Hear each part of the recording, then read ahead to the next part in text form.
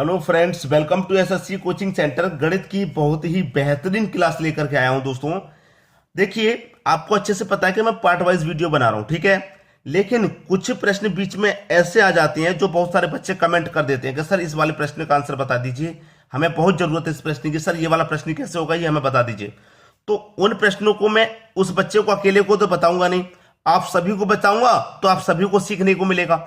इसीलिए मैं बीच में वो प्रश्न लेकर के आ रहा हूं जो बच्चों के पूछे हुए हैं, और जब पूछ रहे तो कठिन प्रश्न होंगे, और कठिन होंगे तो आप सभी को वो प्रश्न सीखने चाहिए।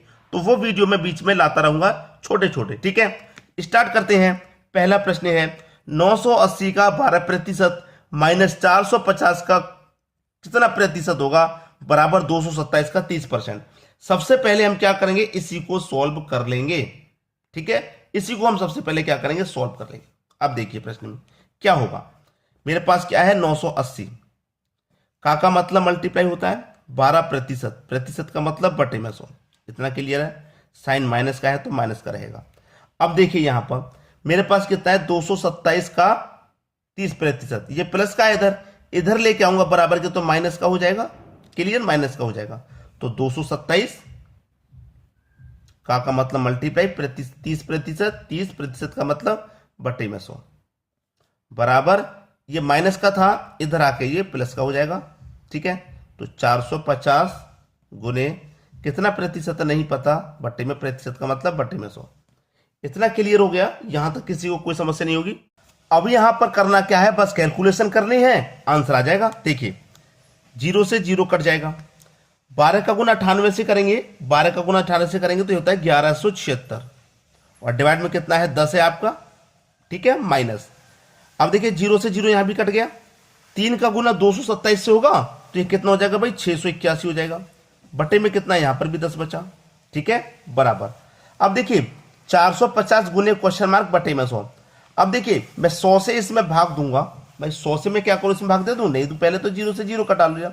अब 10 से भाग दूंगा मैं, इसमें 10 से भाग दूंगा, एक 0 है तो एक संख्या बाद दशमलव आ जाएगा यहाँ पे, तो ये कितना हो जाएगा 4.5 हो जाएगा। सीधा सीधा हो रहा है कि नहीं। अब यहां पर बस कटा लेना, आपके प्रश्न का आंसर आ जाएगा। देखिए कैसे, मैं 10 से इसमें भाग दूंगा, भाई 10 से मैं इसमें भाग दूंगा, एक संख्या बाद दशमलव, 10 से इसमें दूंगा, एक संख्या बाद दशमलव, तो ये तो अब हट गया क्योंकि मैंने इसमें भाग दे दिया। अब भाग दे दिया तो 117.6 हो गया, और 68.1, तो इसमें से मैं घटा दूंगा इसको, इसमें से घटा दूंगा इसको, तो घटा दे रहा है 1176, मतलब बीच में दशमलव है, घटा दूंगा इसको, 68.1 को घटा दूंगा, बराबर कितना है 4.5। 6 में से 1 जाएगा भाई 5, ठीक है, दशमलव आ जाएगा। 17 में से 8 जाएगा 9, 10 में से 6 जाएगा 4, ये हो गया 49.5, और बराबर में कितना, इतना, तो इसका मतलब बराबर में 4.5 है, ठीक है। तो बराबर में ये जो संख्या, तो बराबर वाली संख्या कहाँ जाएगी, बटे में आ जाएगी, 4.5 बटे में आ जाएगा, तो यहाँ से हट के ये बटे में आ गया। अब देखिए दशमलव हटाएंगे, एक 0 आ जाएगा, यहाँ से दशमलव हटाएंगे, एक 0, क्योंकि ऊपर नीचे दोनों संख्या, भाई ऊपर से दशमलव हटाएंगे एक संख्या तो एक 0 नीचे, नीचे दशमलव हटाएंगे एक संख्या तो एक 0 ऊपर। अब 0 से 0 कट गया, अब आपके पास दशमलव हट गया, 495 बटे में 45 हो गया ये, ठीक है, दशमलव हटने के बाद। अब इसको हम कटा देते हैं, बस 9 से कटाऊंगा, 9 पंजे 45, 9 से कटाऊंगा, 9 पंजे 45, 4 बचेगा 45, 9 पंजे 45, 5 से कटा दूंगा 11 बार में। आंसर कितना, सी ऑप्शन आपका सही आंसर हो गया, 11 आपके प्रश्न का बिल्कुल सही जवाब है। ठीक है दोस्तों, इन प्रश्नों की प्रैक्टिस आपको करनी है। लॉन्ग मेथड हो गया थोड़ा सा, आप बोलेंगे सर लॉन्ग मेथड हो गया, एक एक स्टेप अच्छे से बता रहा हूं, और बच्चे ने जब ये मुझसे पूछा था तो मुझे भी लगा हाँ भाई थोड़ा टफ प्रश्न है, इसको बताना जरूरी है। कैलकुलेशन बस आपकी मिस्टेक नहीं होनी चाहिए, कैलकुलेशन आप सही करते हुए जा रहे हैं तो आपका आंसर वही आएगा जो है। अब देखेंगे अगला प्रश्न। अगला प्रश्न है इसी टाइप का, बिल्कुल एक और प्रश्न लिया गया है ताकि आपको अच्छे से समझ में आ जाए, ठीक है।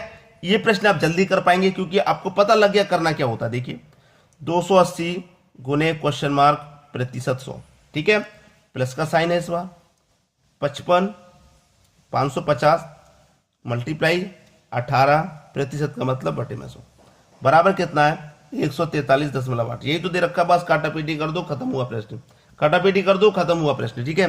देखिए यहां पर मैं क्या करूं, 0 से 0 कटा दूं, क्लियर है, कटा दूंगा मैं 0 से 0, यहां पर मैंने 0 से 0 कटा दिया तो ये मेरा कितना हो जाएगा, 10 से मैं भाग दूंगा 28 में, 10 से मैं भाग दूंगा 28 में, ये हो जाएगा 2.8 और गुने क्वेश्चन मार्क, ठीक है, प्लस। अब यहां पर आ जाइए, यहाँ पर मैं क्या करूंगा, देखिए यहाँ पर मैं क्या करूँ, इनका पक्षांतर कर लूँ या फिर पहले कटा दूँ। देखिए सबसे पहली बात यह कि मैं यहाँ पर 0 से 0 अगर कटा देता हूँ, 0 से 0 अगर मैं यहाँ पर कटा देता हूँ, कटा दिया मैंने, कोई बात नहीं, ठीक है, 0 से 0 मैंने यहाँ पर कटा दिया। कटाने के बाद में 18 का गुना मैं क्या करूँ, 55 से कर दूँ। 18 का गुना मैं 55 से कर दूंगा, कितना होगा भाई, 18 का गुना 55 से करने पर ये आएगा 18 पंजे 90, 90 का 0 कैरी का 9, 18 पंजे 90, 90 में कैरी का 9 जोड़ूंगा तो 99। अब 10 से इसमें भाग दूंगा, कितनी बार जाएगा, 0 से 0 चला गया, कितना बचा, 99 ही तो बचा, मैंने इसमें भाग दे दिया, बराबर 143.8 है हमारे पास, यही तो है। अब इसी को सॉल्व कर लीजिए, आंसर आ जाएगा। देखिए मैं आपको करा देता हूँ, प्रश्न को बस आप करना सीख लीजिए, कुछ नहीं होता प्रश्न में। 2.8 गुने क्वेश्चन मार्क बराबर 143.8 है, ये हो गया। ये प्लस वाली जो संख्या है मैं बराबर के इधर लेके जाऊंगा तो माइनस का हो जाएगा, 99 माइनस का, ठीक है।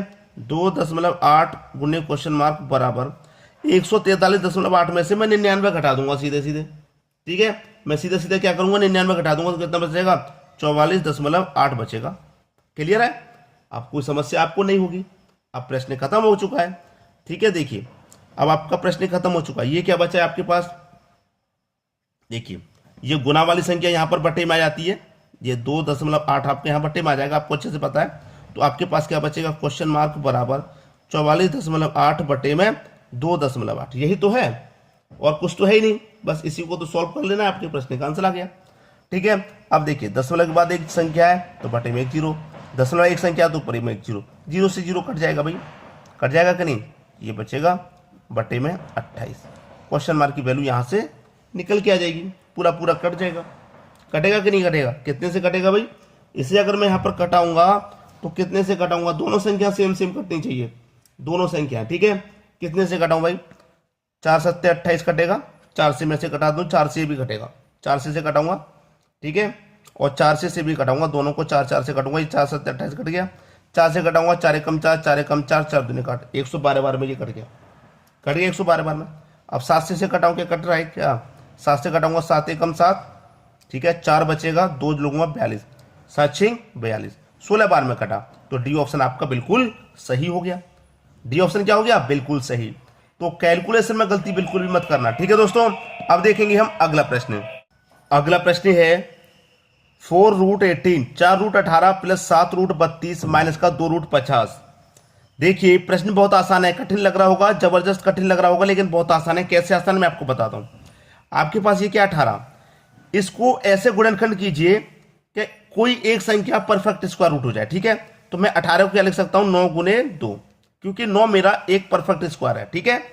ऐसे ही यहां पर करूं, 32 को क्या लिख सकता हूं मैं, 16 गुने 2, 16 भी मेरा परफेक्ट स्क्वायर है। 50 को मैं क्या लिख सकता हूं, 25 गुने 2, 25 भी मेरा एक परफेक्ट स्क्वायर है। परफेक्ट स्क्वायर में लिख लिया। अब लिखने के बाद मैं से क्या लिख सकता हूं, देखिए ध्यान से देखिएगा, 9 गुने 2, 18 को क्या लिखूंगा, 9 गुने 2, ठीक है, 7। 32 को क्या लिखूंगा मैं, 16 गुने 2, ठीक है, ये प्लस का साइन है, यहां पर माइनस का।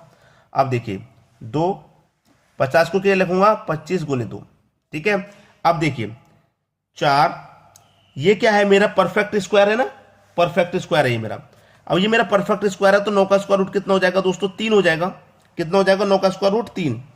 याद रखना इसीलिए इनको अलग किया गया है, 9 का स्क्वायर रूट 3 हो जाएगा, 16 का स्क्वायर रूट 4, इसका स्क्वायर रूट कितना हो जाएगा, 3, इसको हटाइए अभी, 9 का स्क्वायर रूट 3, 16 का स्क्वायर रूट 4 और 25 का स्क्वायर रूट 5। मैंने सबके स्क्वायर रूट को सोल्व कर लिया, सभी के स्क्वायर रूट को अलग मैंने कर लिया, सोल्व कर लिया, तो मेरे पास बचा क्या, अब मेरे पास 3 का स्क्वायर रूट, 9 का स्क्वायर रूट 3 हो गया, 3 का गुना 4 में करूंगा, 3 चौके 12।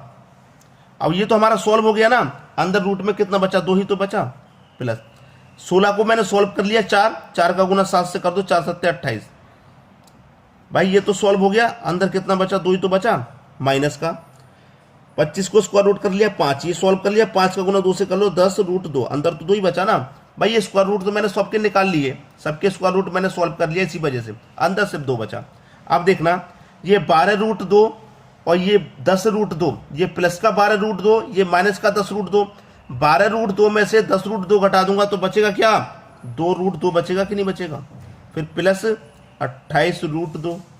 भाई 12 रूट 2 में से 10 रूट 2 घटा दिया तो 2 रूट 2 बचा, और क्या बचा, 28 रूट 2। अब 2√2 प्लस 28√2, 2√2 28√2 मिलके कितना हो जाएगा? 30√2 हो जाएगा। 30√2 यानी पहला ऑप्शन आपका सही जवाब। बात क्लियर हो गई?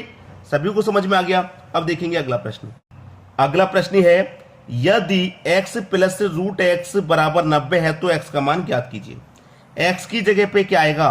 गो थ्रू ऑप्शन प्रश्न को सॉल्व कर लीजिए। मैं मान लेता हूं कि x की जगह पे पहला ऑप्शन 81 आएगा, मान लिया मैंने, ठीक है। फिर क्या है? प्लस रूट में x की जगह मैंने क्या माना? 81, तो मैं x की जगह 81 रख देता हूं। बराबर कितने के होना चाहिए? 90 के। तो x का मान क्या होगा? अब देखिए, ये तो मेरे पास 81 है, प्लस 81 का स्क्वायर रूट सॉल्व करूंगा 9 हो जाएगा, 81 में 9 जोड़ दूंगा तो मेरा 90 हो जाएगा कि नहीं हो जाएगा? बिल्कुल कंडीशन सेटिस्फाई हो गई। तो इसका मतलब x का मान मेरा 81 ही हो जाएगा, पहला ऑप्शन बिल्कुल सही। अब देखते हैं अगला प्रश्न। अगला प्रश्न है, 882 में डिवाइड देना 1922 का, तो वर्गमूल कितना है? वर्गमूल पूछ रहा है कितना है, कोई बात नहीं, वर्गमूल ही आएगा। सबसे पहले मैं क्या करता हूं, इन दोनों को भाई कोई सी कॉमन संख्या से कटा के देख लूंगा, किसी कॉमन से। 2 से ये भी कटेगा, 2 से ये भी कटेगा, 2 से ये भी कटेगा, 2 चौके 8, 2 चौके 8, 2 1 कम 2, 2 से ये भी कटेगा, ठीक है। 2 निमे का 18, 1 बचेगा 12, 2 छिक्के 12, 2 1 कम 2, कट गया ना। तो ये क्या हो गया? 441 ऊपर में, बटे में क्या हो गया? 961। इसका क्या पूछ रहा है? वर्गमूल कितना है। तो वर्गमूल जब पूछ रहा है तो भाई वर्गमूल वाला साइन लगा लो, लगा लेंगे कि नहीं? वर्गमूल वाला साइन लगा लेंगे। अब देखिए, वर्गमूल वाला मैं साइन लगा लिया, तो 441 का वर्गमूल कितना होता है? 441 का वर्गमूल 21, और 961 का वर्गमूल कितना होता है? 31। तो मैंने वर्गमूल सॉल्व कर लिया, तो 21/31 हो जाएगा। 21/31 यानी कि पहला ऑप्शन बिल्कुल सही। खत्म हुई बात। अब देखते हैं अगला प्रश्न। अगला प्रश्न है, 1.3/11 का वर्ग है। कैसे सॉल्व करेंगे? 11 कम 11, 11 में 3 जोड़ेंगे 14, 14/11 हो जाएगा। 14/11 हो गया, ये हो गया 14/11। इसका क्या पूछ रहा है? वर्ग। तो वर्ग कर लो भाई इसका मैं वर्ग करूंगा तो 14 का वर्ग कितना होता है? 196, और 11 का भी वर्ग होता है 121, तो 196/121, 196/121, सी ऑप्शन सही हो गया। जल्दी जल्दी प्रश्न होते हैं। कब होते हैं जल्दी जल्दी? जब बताने वाला सही हो, जल्दी जल्दी बता रहा है। अब कोई प्रश्न होता है जो वाकई में कितना भी शॉर्ट करने की कोशिश करो, उसकी कैलकुलेशन 4-5 लाइन में जाएगी ही। 4-5 लाइन तो उसकी कैलकुलेशन जाएगी, कोई प्रश्न ऐसा होता है। लेकिन 4-5 लाइन तक आपको कोई स्टेप मिस नहीं करना है, कैलकुलेशन में कोई गड़बड़ नहीं करनी है, वरना 4-5 लाइन की आपकी मेहनत बेकार हो जाएगी। इसीलिए मैं थोड़ा समय अधिक ले लेता हूं बताने के लिए, लेकिन बताऊंगा वैसा आप कभी भी ना भूलें, हमेशा के लिए याद रहे। ठीक है दोस्तों, वीडियो देखने के लिए आपका बहुत बहुत धन्यवाद।